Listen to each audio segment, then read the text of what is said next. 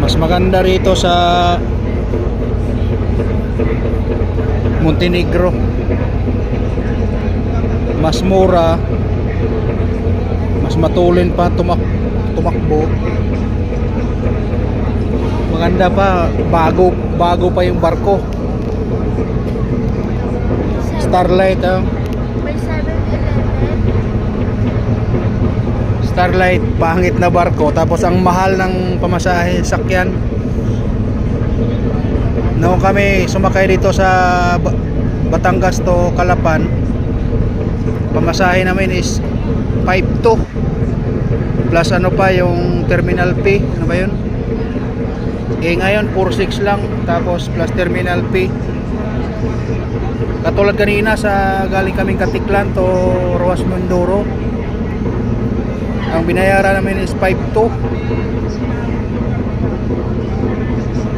Ay 5.2, 6.9 yata to. 6.9 lahat. Ang sa Starlight umabot ng 7.9 yata yun. Mahal. Ewan ko lang kung ano yung nasakyan namin simula Batangas, ito yung nasakyan ng Montenegro, baka mas mura-mura siguro. Luma yung ano Starlight. Ito sa Montenegro may 7-Eleven pa.